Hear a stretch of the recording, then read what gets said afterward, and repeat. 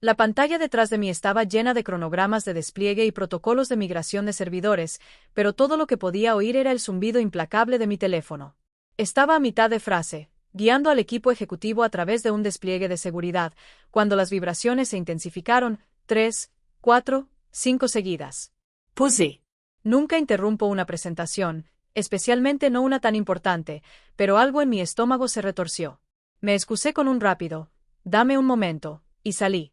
En el pasillo, desbloqueé mi teléfono y miré fijamente. El primer mensaje era de mi madre, no estás invitada. Sofía no quiere que estés allí. Parpadeé, pensando que había leído mal. El siguiente mensaje entró como si estuviera esperando, ha habido un cambio de planes. Sofía siente que has estado haciendo la boda sobre ti misma. Los padres de Alejandro ofrecieron ayudar, pero pidieron un día sin dramas. Mis manos temblaron. Deslicé más abajo. Por favor, no exageres. Solo quiere que este día sea perfecto. Esperamos que puedas entenderlo. ¿Entender?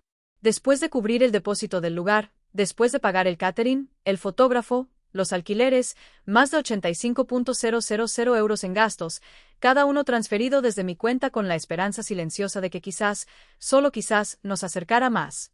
Y ahora me estaban borrando, sanitizándome del día que yo había hecho posible. Sentí la presión acumularse detrás de mis ojos, pero me obligué a mantenerme erguida. Mi pulso tronaba. Le respondí a mi madre con una sola palabra. ¿Por qué? Su burbuja de escritura parpadeó durante mucho tiempo antes de desaparecer por completo. De vuelta dentro de la sala de conferencias, el aire se sentía más pesado. Tomé el clique y terminé la presentación, piloto automático en pleno control. Nadie notó el cambio. O tal vez sí, pero nadie preguntó. Esa noche, me senté en mi sofá, los mensajes todavía abiertos, la mandíbula apretada. No solo me habían excluido, me habían descartado. Y por primera vez en mi vida, algo dentro de mí no se marchitó. Ardió. En nuestra casa en la calle Alcalá, los roles no se asignaban. Simplemente ocurrían. Sofía obtenía el brillo. Yo obtenía la lista. Cuando las tuberías reventaron durante una helada de invierno, fui yo quien buscó en Google fontaneros de emergencia mientras mamá paseaba. Cuando papá olvidó la factura de la luz otra vez, fui yo quien llamó a la compañía y arregló un plan de pago. Tenía 12 años. Sofía todavía está descubriéndose a sí misma, decía mamá cada vez que yo señalaba el desequilibrio. Tú siempre has sabido qué hacer. Comencé a llevar la competencia como una armadura, incluso cuando apretaba. Sofía flotaba por la escuela en una nube de extensiones de último minuto y encantó. Yo me quedaba despierta reescribiendo ensayos, codificando libretas por colores, construyendo sistemas donde no existían. Ella giraba en los ensayos de animadoras. Yo me ofrecía voluntaria para ferias de ciencias y llenaba los formularios FAFSA sola. Para cuando me gradué como valedictorian, nadie se sorprendió, solo se aliviaron de que no los hubiera decepcionado. Me fui a la universidad en Barcelona con 2 bolsas de deporte y una promesa silenciosa, nunca dependería de nadie como todos habían dependido de mí. 4 años después, crucé el escenario summa cum laude con una oferta de trabajo ya en mano. Trabajaba hasta tarde, ahorraba agresivamente y vivía en un apartamento estudio con paredes de papel mientras otros abrían champán con sus primeros sueldos. Cuando nuestra startup se vendió, desperté millonaria. Sin anuncio, sin coche de lujo, solo un saldo silencioso en la primera bocanada de espacio que jamás había conocido. Fue entonces cuando empezaron las llamadas. El coche de papá necesitaba reemplazo. Las horas de mamá se redujeron. El alquiler de Sofía terminó mal. Ayudé cada vez, no porque me lo pidieran, sino porque me habían entrenado para anticipar la petición antes de que llegara. Así que cuando Sofía se comprometió, ayudar con la boda se sintió como otra expectativa no dicha. Empezó con una llamada a medianoche. La voz de Sofía estaba entrecortada, vibrante. María, me propuso matrimonio en un barco al atardecer. Fue perfecto. Estaba somnolienta pero feliz por ella. Sonaba como si hubiera salido de uno de esos tableros de Pinterest que solía ver en el instituto. Dijo que quería una boda pequeña, íntima, encantadora. Luego mencionó la finca La Alquería, un lugar que sabía que empezaba en 43.000 euros solo por lo básico. No te preocupes, se apresuró a añadir. Los padres de Alejandro están considerando ayudar, y sé que mamá y papá no pueden hacer mucho, pero lo resolveremos. Tal vez solo ayudes con algunas cosas pequeñas. Dije que sí sin pedir detalles. Siempre decía que sí. 2 semanas después, deslizó una hoja de cálculo a través de la mesa durante el brunch. Estaba codificada por colores y aterradora. El presupuesto total, 105.000 euros. Cosas pequeñas aparentemente incluía el depósito completo del lugar, fotógrafo, catering y una docena de otros esenciales. Solo estamos esperando respuesta de los padres de Alejandro, dijo, ojos suaves con indefensión practicada. Todavía no están completamente a bordo. Para cuando me di cuenta de que lo resolveremos significaba tú lo resolverás, ya había transferido el depósito de la finca a la alquería y pagado la primera factura del catering. Las llamadas seguían llegando. La florista necesitaba un depósito urgente. El vestido de diseñador del que se enamoró se estaba descatalogando. La banda que le gustaba a Alejandro de repente tenía un hueco si actuábamos rápido. Cada vez sonaba como una emergencia. Cada vez sonaba como que solo yo podía salvar el día. Hice hojas de cálculo, rastreé recibos y me convencí de que una vez que la boda terminara, podría respirar de nuevo, que recordarían que yo lo hice todo posible. Pero en algún lugar entre la tercera factura y la quinta petición urgente de visum, dejé de ser una hermana y empecé a ser una socia silenciosa del negocio, una que nunca aparecía en las fotos, pero siempre pagaba la cuenta.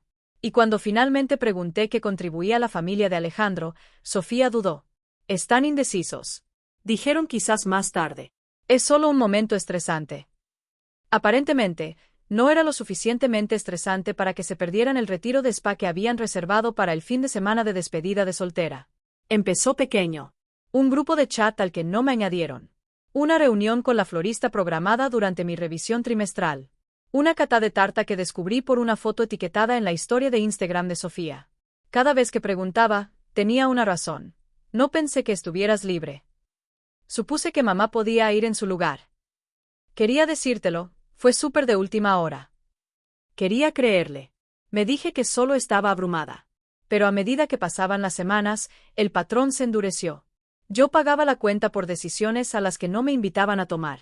Seguía apareciendo de todos modos. Ajusté mis reuniones, tomé trenes tempranos, intenté insertarme de nuevo en un proceso que había avanzado silenciosamente sin mí. Una tarde, pasé por un hotel boutique cerca del apartamento de Sofía para dejar contratos impresos que me había pedido. Me detuve en la cafetería por un café y la vi 2 mesas más allá, en profunda conversación con su dama de honor, Kendra. Me congelé cuando oí mi nombre. Estás siendo tan controladora, dijo Sofía, sin siquiera bajar la voz. Solo porque está pagando no significa que sea su boda. Kendra sorbió su latte. Sí, pero al menos no estás endeudándote, ¿verdad? Sofía dio una pequeña risa. Quiero decir, pequeño precio por sus hojas de cálculo y comentarios pasivo-agresivos. Solo desearía que enviara el dinero y se mantuviera al margen. Me retiré antes de que me vieran, las manos temblando. Esa noche, miré el presupuesto codificado por colores que había pasado horas organizando, de repente insegura de para quién lo había construido. Todo este tiempo, pensé que estaba ayudando, apoyando, siendo la hermana que aparece. Pero resultó que aparecer era el problema. Y la semana siguiente, empeoró. El mensaje llegó durante nuestro stand-up del lunes, enterrado entre notificaciones de Slack y alertas de despliegue de código. Un primo del lado de Alejandro, alguien con quien apenas había hablado, me escribió. Hey, siento oír que no vienes. Espero que estés mejor. Lo miré, confundida. Luego un segundo. Sofía dijo que has estado teniendo episodios.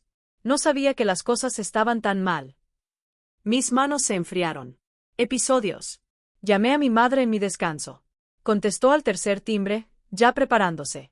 María, iba a llamarte esta noche. ¿Qué les dijo? Pregunté. Hubo una pausa. Solo dijo que has estado abrumada últimamente. Que quizás el estrés está afectando tu comportamiento. ¿Abrumada? Eso es lo que llamamos ahora, dije, voz plana. Así que en lugar de admitir que he pagado el 90% de su boda mientras me ignoran e insultan, les dijo a la familia de Alejandro que estoy mentalmente inestable. No lo dijo así. Está bajo tanta presión, María, dijo mamá suavemente, como si eso lo mejorara. Los padres de Alejandro finalmente se están calentando con la boda.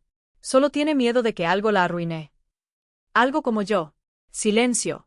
No soy el problema, dije, más para mí que para ella. El problema es que ha estado mintiendo a todos, incluyéndote a ti. Y prefieres proteger la fantasía que admitirlo. Cariño, es complicado. No, en realidad no lo es. Colgué antes de que pudiera decir más. Me quedé allí en mi oficina, mirando mi reflejo en la pantalla oscura del monitor, y algo dentro de mí cambió. No ira, no tristeza, claridad. Nunca Ivan. No a menos que dejara de hacerles tan fácil desaparecer. Y a la mañana siguiente, hice algo que ninguno de ellos vio venir. No dormí esa noche. Me senté en la mesa de la cocina con una taza de té frío, bajo el resplandor de la pantalla de mi portátil, rodeada de contratos impresos, hilos de correo y hojas de cálculo que conocía de memoria. Tenía recibos de todo: depósito del lugar, catering, flores, fotógrafo, alquileres, 55 archivos de planificación, codificados por colores y actualizados obsesivamente durante los últimos 6 meses. Todo en carpetas etiquetadas boda de Sofía y Alejandro. Abrí un documento nuevo y escribí 3 encabezados de columna: pagos pendientes, servicios cancelables, no reembolsables. Fui línea por línea, mapeando cada euro. Sin ira, sin llanto, solo claridad, precisión quirúrgica. Empecé con el lugar. El contrato de la finca la alquería tenía una cláusula de reembolso parcial si era con más de 72 horas de antelación. Llamé a la coordinadora, Susan, alguien con quien había intercambiado correos durante meses. Hola, Susan. Soy María Rowan. Necesito cancelar la reserva. Hubo una pausa. Oh, ¿puedo preguntar por qué? Ya no asistiré a la boda que pagué, y no puedo seguir apoyándola. Para su crédito, no insistió. Me guió por el proceso de cancelación, el reembolso e incluso ofreció enviar un estado para fines fiscales. Siguiente vino la florista, el DJ, la empresa de alquileres, el personal de bar. Uno por uno, revertí todo lo que había puesto en marcha. La mayoría de los proveedores fueron comprensivos. Algunos ya lo sabían. Aparentemente, la noticia se extendió rápido. No eres la primera, me dijo el fotógrafo en voz baja. Pero podría ser la más valiente. Para la tarde temprana, había completado todas las cancelaciones posibles. Transferí los reembolsos parciales a mi cuenta de ahorros y cerré sesión. Luego fui a la carpeta compartida de planificación, la que todos tenían acceso, pero nadie había contribuido. La descargué toda, la respaldé y la borré de la nube. Desaparecerá. Cada plano de asientos, cada cotización, cada hoja de cálculo. Cerré el portátil y exhalé. No me había dado cuenta de cuánto espacio ocupaba todo, físicamente, mentalmente, emocionalmente. Por primera vez en meses, me sentí ingrávida. Y entonces sonó mi teléfono. No necesitaba mirar para saber que era Sofía. En el segundo en que contesté, ya estaba a mitad de grito. ¿Qué demonios te pasa? La voz de Sofía se quebró a través del teléfono. El lugar acaba de llamar. Las floristas cancelaron. Todo se está desmoronando y es tu culpa. No me inmuté. Dejaste claro que no era bienvenida. Querías una boda perfecta sin mí. Ahora no tienes ninguna. Sollozó, luego colgó. 5 minutos después, llamó mi madre. Dejé que fuera el buzón. Luego vino mi padre y una ristra de mensajes que no me molesté en leer. Los bloqueé a todos, no por ira, por autopreservación. Abrí una ventana del navigator, y bus cabanas en la Costa Brava. Encontré una metida entre los árboles cerca de una playa que recordaba de un viaje por carretera años atrás. Sin wifi, sin cobertura, solo silencio. La reservé por una semana, empaqué una bolsa de deporte y me fui a la mañana siguiente antes de que la ciudad se despertara. Sin anuncio, sin explicación. Para cuando se dieron cuenta de que me había ido, ya estaba en el ferry, viento en la cara, teléfono apagado, viendo la costa desvanecerse detrás de mí. No había venganza en mi corazón, solo quietud, solo espacio. Y mientras el barco se dirigía hacia la costa, sentí algo desenrollarse en mi pecho, un aflojamiento que había tardado años en comenzar. La cabaña era más pequeña de lo que esperaba. Una habitación, una estufa de leña y una mesa de cocina maltrecha que se convirtió en mi santuario. Dejé mi portátil en casa. Mi teléfono se quedó apagado. El silencio no estaba vacío. Era una especie de presencia que no había sentido en años. Cada mañana, caminaba por senderos húmedos que olían a pino y musgo. Para el segundo día, llevé un diario conmigo, no del tipo que guardaba para el trabajo o la planificación, sino páginas en blanco, sin líneas, donde escribía todo lo que nunca había dicho en voz alta. Escribí sobre el cumpleaños que Sofía se saltó. Las noches que me quedé despierta arreglando los impuestos de papá. La Navidad en que pagué los regalos de todos y nadie lo notó. La sensación de ser útil pero nunca apreciada. De ser contada pero nunca incluida. Para el quinto día, encontré una cascada escondida al final de un sendero estrecho. Me senté cerca y rasgué cada página del diario en tiras, dejándolas caer en la corriente una por una. Se sintió infantil y sagrado. Cuando dejé la costa, el dolor vino conmigo, pero era diferente. Más definido en forma, pero ahora mío, en mis términos. Reserve una terapeuta antes de desembarcar. La Dra. López no pidió antecedentes de inmediato. Preguntó quién era yo cuando no estaba arreglando cosas para otros. Fue la primera pregunta que me hizo llorar. Empezamos despacio. Patrones, límites, mitos familiares. Aparecí cada semana. Dejé de justificar lo que sentía. Dejé de explicar quién era. El duelo no desapareció, pero dejó de controlar la habitación. Y cuando llegaron las fiestas, no volví a Madrid. Hice otros planes, los míos. La primavera llegó silenciosamente. Sin grandes revelaciones, solo pequeñas elecciones que se sumaron. Cambió mi firma de correo. Me di de baja del grupo de texto. Dejé de responder preguntas que empezaban con ¿puedes solo? Redirigí la energía que solía gastar gestionando las crisis de otros. Una beca de programación para chicas en escuelas rurales, una donación mensual a un proyecto de reforestación en la Costa Brava, los mismos bosques que me ayudaron a respirar de nuevo. Se sintió bien dar sin que se esperara de mí. Mi terapeuta lo llamó repurposín emocional. Dijo que había pasado tanto tiempo siendo el contacto de emergencia de la familia que había olvidado cómo pertenecerme a mí misma. Pasé acción de gracias con compañeros de trabajo que cocinaban de tutoriales de YouTube y se reían de sus propios pasteles quemados. En la mañana de Navidad, bebí café en una casa llena de amigos que pasaban juegos de mesa en lugar de expectativas. En sesión, mapeamos mis roles familiares. Subcontratación emocional, explicó la doctora López. Te convirtieron en el contenedor. Vertieron su estrés en ti y lo llamaron cercanía. Asentí, ya sabiendo que era verdad. Solo no había tenido palabras para ello. Hablamos de la culpa también. Como mis padres me habían criado para sentirme responsable del confort de todos. Como la fragilidad de Sofía se había convertido en el eje alrededor del cual giraba nuestra familia. Pero ahora yo elegía una nueva órbita, una que no requería que me encogiera. Dejé de llevar la cuenta. Dejé de leer entre líneas de mensajes a medias. Dejé que el silencio se extendiera. Y entonces una tarde de enero, un sobre azul pálido llegó a mi buzón. Sin remitente, solo mi nombre escrito en una caligrafía que no había visto desde que éramos niños. El sobre estaba suave en los bordes, como si lo hubieran llevado días antes de enviarlo. Dentro había una tarjeta simple. Sin flores, sin texto en relieve, solo la letra de Sofía, más pequeña de lo que recordaba. Te debo una disculpa, ¿podemos hablar? Sin excusas, sin explicaciones. La leí 2 veces antes de ponerla en el alféizar. Se quedó allí 3 días hasta que finalmente le escribí. Martes, 15. Café Grace Y. Finch. Respondió con un solo estaré allí. Leg temprano. Pediuntamente, y elegí una mesa al fondo. Cuando Sofía entró, apenas la reconocí. Se habían ido los tacones y las ondas perfectas. Llevaba un jersey gris y sin maquillaje, el pelo recogido en un moño desordenado que no parecía intencional. No estoy segura de por dónde empezar, dijo después de sentarnos. Su voz no temblaba. Era tranquila. No respondí. Esperé. He estado en terapia, dijo. Desde octubre. Alejandro y yo nos estamos divorciando. No hizo nada malo, exactamente. Solo, construí toda mi identidad alrededor de la aprobación de alguien más. La suya, la tuya, la de mamá. Seguí escuchando. Conté mentiras, dijo, grandes, sobre ti, sobre tu salud mental. Tenía miedo de que su familia no me aceptara. Así que les di una versión de la realidad donde yo no era el problema. Y te dejé cargar con el costo, financieramente, emocionalmente, todo. No sentí ira. Ya no. Solo algo como dolor, suavizado por el tiempo. No te estoy pidiendo que me perdones, continuó. Solo quiero que sepas que ahora lo veo. Todo. Nos quedamos sentadas mucho tiempo después de eso. No nos abrazamos. No hablamos del futuro. Pero cuando preguntó si quería ver el programa al que se estaba inscribiendo, un certificado de educación infantil, asentí. No éramos hermanas de nuevo.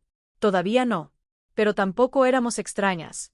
Y eso, de alguna manera, era suficiente para empezar. Ahora está tranquilo, pero no vacío. La mesa del comedor que construí con madera reciclada tiene 6 sillas desparejadas, cada una ocupada esta noche. Los amigos pasan platos, cuentan historias, rellenan las copas de los demás. Nadie pregunta qué traje para merecer mi asiento. Solo hacen espacio. Al otro lado de la habitación, Diego capta mi mirada y sonríe. No es el tipo de sonrisa que pide nada, solo reconocimiento. Nos conocimos hace meses en un meetup de tecnología. Casi no voy. Me preguntó qué hacía fuera del trabajo, y no supe cómo responder. Ahora sí. Organizo. Mentorio. Escribo. Vivo. Después de que todos se van, lavo los platos en agua tibia y luz suave. En el estante sobre el fregadero hay una pequeña tarjeta doblada, papel crema, tinta ligeramente emborronada. La encontré dentro de una nota de agradecimiento de una becaria el mes pasado. Nunca fuiste el plan B, fuiste el plano. Paso mi dedo por las palabras. Dejo que se asienten. Durante años di mi lugar en la mesa y lo llamé amor. Ahora construyo el mío. Y cada asiento aquí fue hecho con cuidado, no con disculpa.